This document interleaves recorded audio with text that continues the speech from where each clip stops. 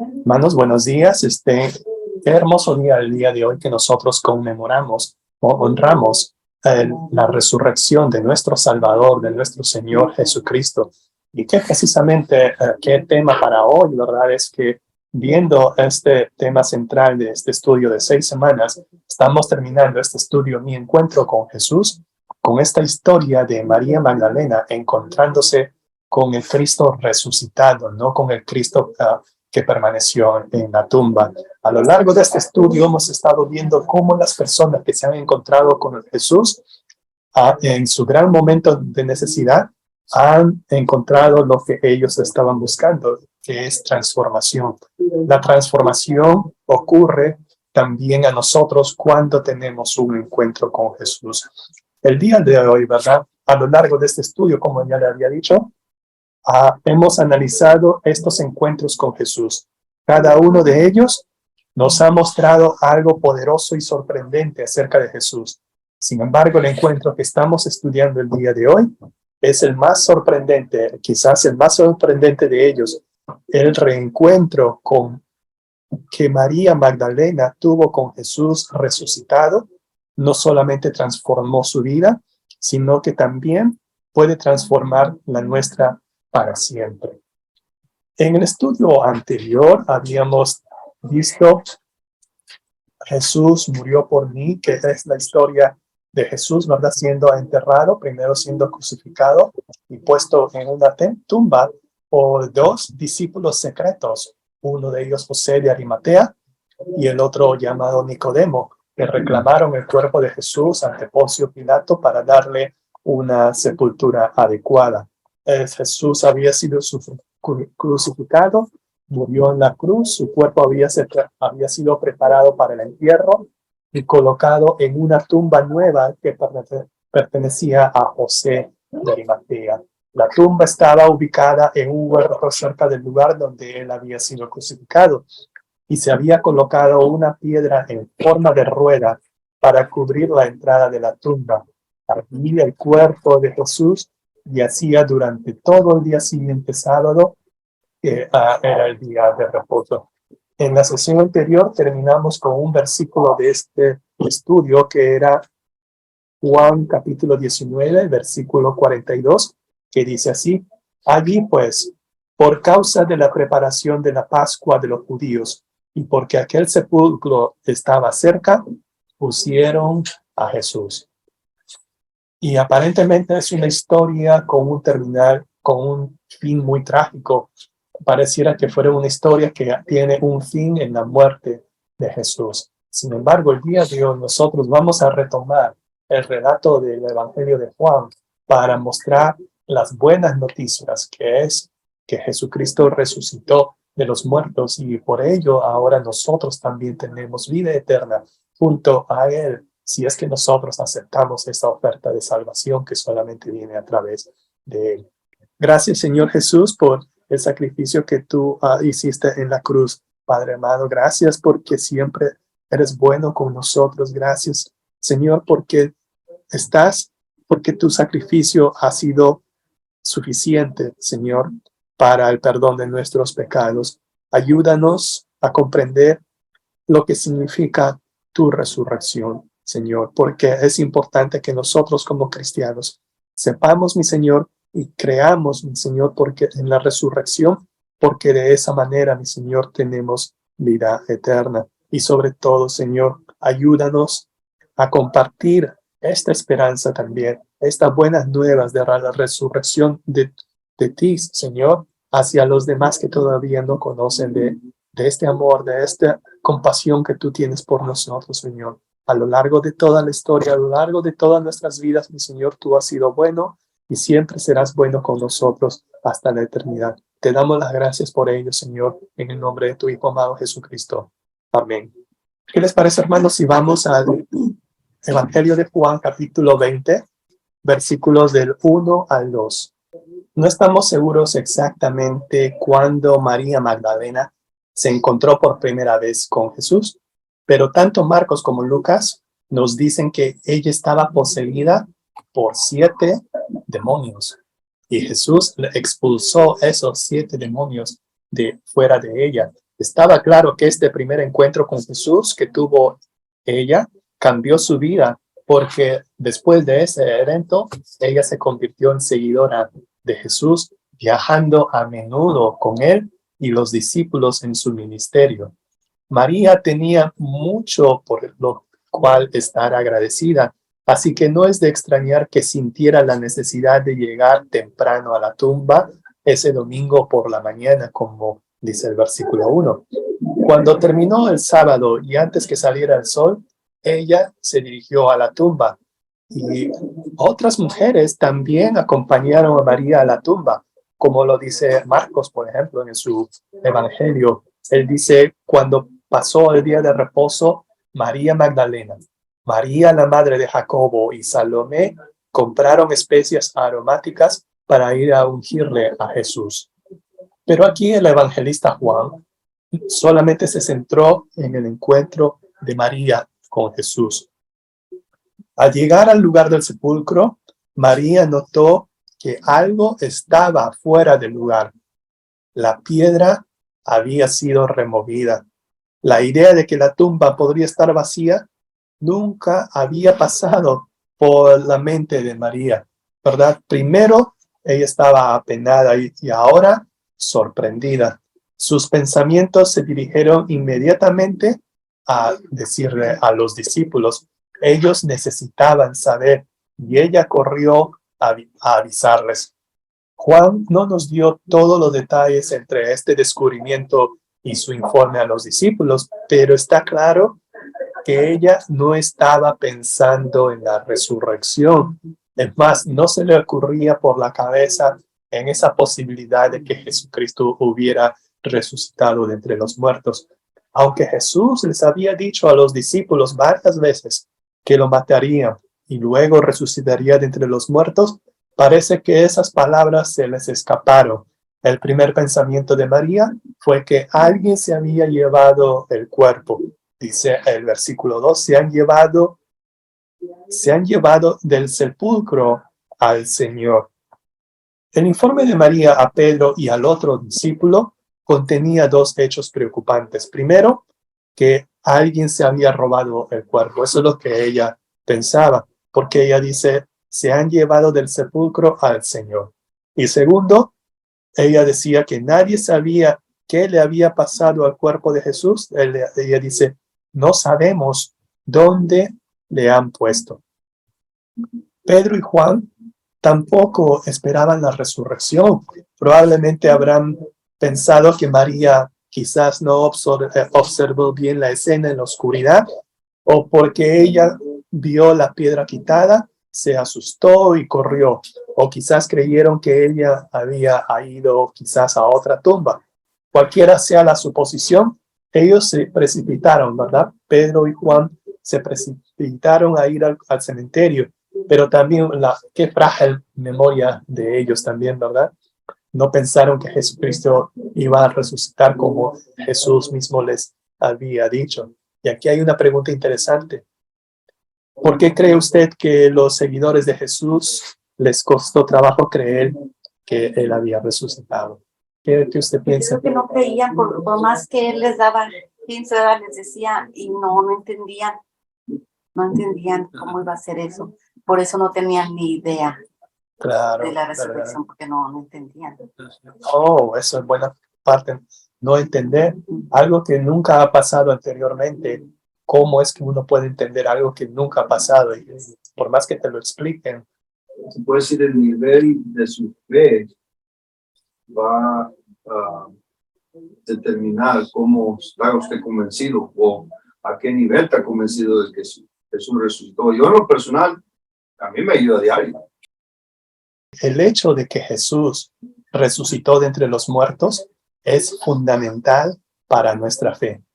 Primera de Corintios capítulo 15 es una explicación detallada de la importancia de la resurrección de Jesús. La resurrección de Jesús es la base del cristianismo. Y precisamente este versículo muy conocido por nosotros, Romanos 10, versículo 9, que nos dice que si confesares con tu boca que Jesús es el Señor y creyeres en tu corazón que Dios que le levantó de los muertos, serás salvo. ¿Sí? Eso es lo que nos dice este versículo. La resurrección de Cristo asegura nuestra regeneración. En otras palabras, nuestro nacer de nuevo. Pedro nos dice en primera de Pedro 1:3, bendito el Dios y Padre de nuestro Señor Jesucristo, que según su grande misericordia nos hizo renacer para una esperanza viva por la resurrección de Jesucristo de los muertos. Segundo, la resurrección de Cristo asegura nuestra justificación. Solamente en un solo pasaje, Pablo conecta la resurrección de Cristo con nuestra justificación. ¿Qué es justificación? Es un proceso, es una declaración de que ya no somos culpables, sino justos delante de Dios. Romanos 4:25 nos dice, el cual fue entregado por nuestras transgresiones y resucitado para nuestra justificación. Tercero, la resurrección de Cristo asegura que nosotros también recibiremos cuerpos perfectos al resucitar. El Nuevo Testamento varias veces conecta la resurrección de Jesús con nuestra resurrección corporal, pero la explicación más extensa de la conexión entre la resurrección de Cristo y la nuestra es como la había referido, hermano, está en Primera de Corintios capítulo 15. Y solamente el versículo 20 de Primera de Corintios 15 dice así, mas ahora Cristo ha resucitado de los muertos, primicia de los que durmieron es hecho. La palabra primicia significa que Él fue el primero que ha resucitado, el primero de los que resucitarán, de los que resucitaron de entre los muertos. Ahora, hermanos, veremos cómo la resurrección de Jesús cambia la historia de la humanidad al leer los siguientes versículos, hermanos, de los versículos 11 al 15. Cuando María le dijo a Pedro y Juan sobre la tumba vacía, corrieron ellos a investigar. Luego regresaron ellos a los suyos. Todavía ellos estaban en un escondite. Pero María tuvo su distancia fuera de la tumba junto al sepulcro y no pudo controlar sus lágrimas. Mientras ella lloraba desconsoladamente, ella se inclinó para poder mirar dentro del sepulcro por sí misma. Pero su dolor no era por la muerte de Jesús, sino porque su cuerpo había desaparecido. Cuando María se inclinó para mirar adentro de la tumba, ¿qué vio? Dos ángeles que estaban ahí. Así es. ¿Cómo usted hubiera reaccionado al ver lo mismo? Por lo que yo sabía, entendí que ella pensó que esos ángeles o esas personas que le preguntaban, que pensaban que eran los que cuidaban los cuidadores del jardín, ¿no? El hortelano. Sí. Cuando ella se dirigía a la tumba, dos ángeles la encontraron, ambos vestidos con vestiduras blancas. Y tan pronto como los vio, la saludaron con este título de respeto, ¿verdad? Mujer. Y le preguntaron, ¿por qué lloras? Ella no se había dado cuenta de que eran ángeles. Su preocupación por el cuerpo de Jesús la había consumido tanto hasta el punto de que la presencia de ellos ya ni siquiera la perturbaba. Imagínense, ¿no? ¿Cómo habría sido esa situación de shock que habría estado experimentando? Y lo interesante es en el versículo 14, tampoco ella parecía perturbada por la persona que estaba frente a ella cuando ella dice se volvió movió la cabeza, ¿verdad? Para mirar. No prestó atención la identidad de aquella persona que estaba allí. Dice el versículo 14, ¿verdad? Que como usted leyó, hermana, dice, cuando había dicho esto, se volvió y vio a Jesús que estaba allí, mas no sabía que él era Jesús. Que María no haya reconocido a Jesús a veces puede parecer extraño. Si él era tan querido para ella y al que estaba buscando, entonces, ¿por qué no lo conoció cuando él estuvo frente a ella? Se veía diferente cuando murió en la cruz, estaba todo con sangre, digna, como se dice esto. Sí. Y ya cuando vio a Jesús, yo me imagino, no sé, que estaba ya glorioso. Pero no seamos, dice, tan críticos de la reacción de María, ¿no? No, quizás a nosotros también nos pudo pasar. En efecto, los otros discípulos también pasaron por la misma situación. ¿Se acuerdan en el camino a Emaús, en el Evangelio de Lucas?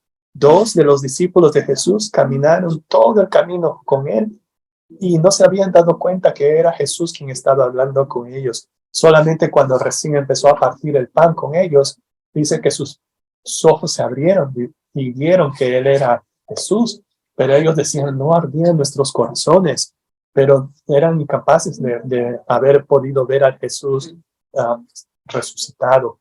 Y también, ¿verdad? Esto también otro pasaje en el último capítulo del Evangelio de Juan, ¿verdad? Algunos de los discípulos fueron a pescar en el Juan 21. Inicialmente no reconocieron a Jesús parado en la orilla y no vieron a Jesús. ¿Por qué?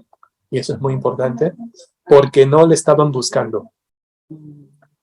No estaban buscando al Jesús resucitado, todavía estaban buscando al Jesús crucificado. Y les cuento una anécdota, ¿verdad? Cuando yo trabajaba en el aeropuerto hace muchos años atrás y mi hermana estuvo del día de hoy, ella tenía un carro mejor.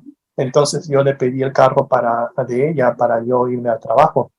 Y terminando mi turno, salgo al estacionamiento y yo, ¿verdad? Viendo dónde está mi carro, dónde lo dejé. Y no me había acordado que había llevado el carro de mi hermana. Mientras yo estaba buscando el carro, no lo encontraba. ¿Por qué? Pero el carro de mi hermana estaba enfrente de mí y no me había fijado porque no estaba buscando el carro de mi hermana. ¿Sí? Así también estos discípulos, ellos no lo vieron porque no estaban buscando a Jesucristo resucitado. Y fue el caso de este grupo de discípulos, ¿verdad? Que no estaban buscando a Jesús resucitado. El personaje que María no reconoció en el versículo 15 le hizo la misma pregunta que le hicieron los ángeles: mujer, ¿por qué lloras? Pero además le hizo una pregunta más profunda: ¿a quién buscas? Vemos aquí, ¿verdad? Ahora sí, ¿a quién buscas? Y eso también debe ser una pregunta para nosotros. ¿A quién buscamos? Como hemos estado viendo en este estudio de 6 semanas, mi encuentro con Jesús, en cada encuentro con Jesús, Él nos reta con una pregunta que cambia enteramente nuestras vidas. ¿A quién buscas? Hermano, hermana, ¿a quién usted busca cuando se refiere a Jesús? ¿Buscamos al Jesús del nacimiento, el Jesús todavía nacido en un pesebre? ¿Buscamos al Jesús crucificado, como todavía se lo proyecta en algunas tradiciones? ¿O buscamos al Jesús resucitado? ¿Verdad que sí? A ese Jesús es quien nosotros ahora esperamos como creyentes en Jesús. Entonces María, al responder las preguntas que le hizo Jesús, ella asumió que debió haber sido el hortelano, o en otras palabras, el jardinero. Señor, le dice ella, si tú lo has llevado, dime dónde lo has puesto. Ella pensó que el jardinero podría proporcionar la información que le permitiría encontrar el cuerpo de Jesús. Ella no buscaba a un Salvador vivo, sino a un cadáver. Y eso es también muy duro, ¿verdad? Pero los hechos que estaban a punto de suceder iban a cambiar su forma de ver el mundo. Estaba a punto de experimentar al Cristo resucitado, y de eso es lo que tratan los siguientes versículos. Versículos 16 al 18. Si bien cada uno de los relatos del Evangelio hablan del descubrimiento de la tumba vacía de Jesús, el relato de Juan es el único en el sentido de que la emoción de María Magdalena ocupaba un lugar central. María Magdalena estaba enfocada en averiguar qué pasó con el cuerpo de Jesús. Ella lo vio morir en la cruz y luego sepultado apresuradamente. Esa fue la última vez que vio a Jesús. María no tenía motivos para esperar a Jesús vivo, y mucho menos allí en el huerto con ella. Pero había algo en el tono de hablar de Jesús. Él la llama por su nombre, María. Una sola palabra de Jesús fue lo único que necesitó ella para que sus ojos se abrieran. Él le reveló su identidad simplemente pronunciando su nombre, María. Al volverse y verle, ella le respondió, Raboni, que significa maestro. Por fin, María comenzó a darse cuenta de lo que había sucedido. No todos llegamos a la fe la primera vez que tenemos un encuentro con Jesús. No podemos responder a veces adecuadamente a Jesús si no reconocemos quién es Él. Podemos ver, pero no podemos reconocer algunas veces. ¿Puede imaginarse la sorpresa y a la vez la inmensa alegría que María sintió al escuchar otra vez la voz de su maestro? El Nuevo Testamento nos habla de las diversas ocasiones en que el Señor Jesús llamó a las personas por su nombre, especialmente a aquellas personas que estaban muertas o estaban, dice, durmiendo. Él le levantó de los muertos. Por ejemplo, a Lázaro, que le dijo, Lázaro, ven fuera. Eso está en Juan capítulo 11. También otro caso similar, la hija de Jairo, que estaba muerta, dice, ¿verdad? Entonces Jesús, y dice, tomando la mano de la niña, le dijo, Talita Kumi, que traducido es, niña, a ti te digo, levántate. El comentario de Jesús en el siguiente versículo, que le dice, no me toques, también se traduce como suéltame, o quizás la mejor manera de traducirlo es, no te aferres a mí. Jesús no le estaba prohibiéndole que le tocara. Más adelante, él iba a invitar a Tomás que lo toque. Sí, ¿verdad? Cuando le dijo, mira mis manos y introduce tu dedo en mi costado para que veas que soy yo. Entonces no le estabas prohibiendo eso a María. María estaba tan contenta de ver a Jesús vivo que se sintió movida a abrazarle y a adorarle. Y eso fue lo que sucedió en Mateo 28:9. Mateo nos cuenta que dice que he aquí Jesús le salió al encuentro diciendo salve, y ellas, hablando de las mujeres, ¿verdad?, que encontraron a Jesús, ellas acercándose abrazaron sus pies y le adoraron.